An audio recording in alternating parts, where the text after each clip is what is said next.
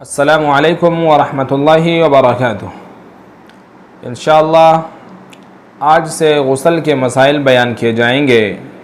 اللہ تبارک و تعالیٰ کا ارشاد ہے وَإِن كُنتُمْ جُنُبًا فَطَهَّرُوا، سورہ نساء آیت نمبر 43۔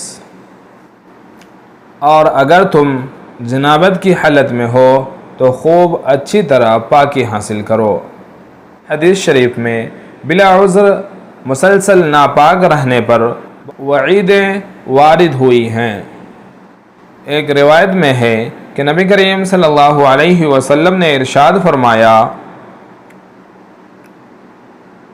لا تدخل الملائکۃ بیتا فیہ صورۃ ولا کلب ولا جنب، اس گھر میں رحمت کے فرشتے داخل نہیں ہوتے جہاں تصویریں یا کتا یا جنوبی شخص رہتا ہو۔ ابو داؤد شریف جلد نمبر 1 صفحہ نمبر 30، حدیث نمبر 227۔ یہاں جنوبی سے وہ شخص مراد ہے جو بلا عذر غسل میں اتنی تاخیر کرے کہ نماز قضا ہو جاوے۔ اسی بنا پر غسل جنابت کا خاص اہتمام کرنا ہر مسلمان پر فرض ہے، اور برابر ناپاک رہنا بہت بڑی محرومی اور بد نصیبی ہے۔ اس ناپاکی کا دل پر بھی بہت برا اثر پڑتا ہے، اس لیے ضروری ہے کہ غسل کے مسائل سے ہر مسلمان واقف رہے، اس میں قطعاً کوتاہی نہ کریں۔ اسی کے پیش نظر ویڈیو میں مسائل پیش کیے گئے ہیں، اس لیے آپ تمام احباب سے گزارش ہے کہ اس ویڈیو کو اپنے دوستوں، اپنے مسلمان بھائیوں اور اپنے رشتہ داروں میں زیادہ سے زیادہ شیئر کریں تاکہ وہ بھی غسل کے مسائل سے ناواقف نہ رہے بلکہ واقف ہو جائیں۔ تو آئیے جانتے ہیں غسل کے مسائل کو۔ غسل کے وجوب کے اصل اسباب 3 ہیں۔ نمبر 1 جنابت، یعنی انزال یا احتلام، اور التقاء خطانین بھی اسی میں داخل ہے۔ نمبر 2 حیض کا انقطاع، یعنی حیض کا بند ہونا۔ نمبر 3 نفاس کا انقطاع، یعنی نفاس کا بند ہونا۔ فتاوی تاتارخانیہ جلد نمبر 1 صفحہ نمبر 227۔ دوسرا مسئلہ ہے منی کا اپنے مستقر یعنی اپنے ٹھکانے سے شہوت کے ساتھ نکلنا۔ اگر منی اپنے مستقر سے شہوت کے ساتھ جدا ہو جائے تو بعد میں اس کا خروج اگرچہ بلا شہوت ہو تو بھی موجب غسل ہے۔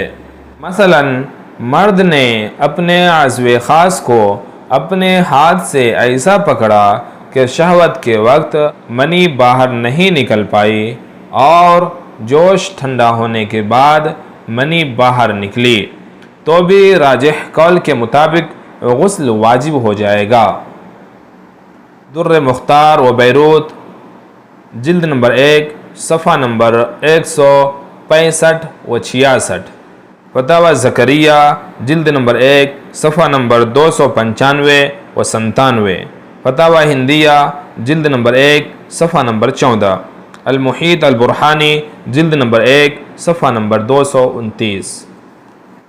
ایک دوسرا مسئلہ ہے منی کا اپنے مستقر سے بلا شہوت نکلنا۔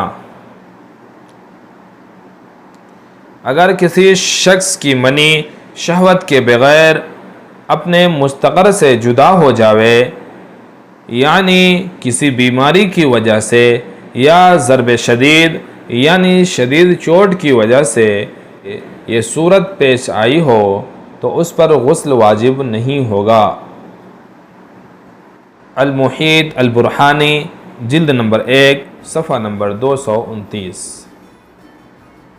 اگر جنوبی شخص نے پیشاب کے بعد غسل کیا مگر ابھی سابقہ جوش باقی تھا اور غسل کے بعد منی کا خروج ہوا تو دوبارہ غسل کرنا واجب ہوگا، اور اگر سابقہ جوش بالکل ختم ہو گیا تھا پھر منی کا خروج ہوا تو دوبارہ غسل کرنا واجب نہیں ہوگا۔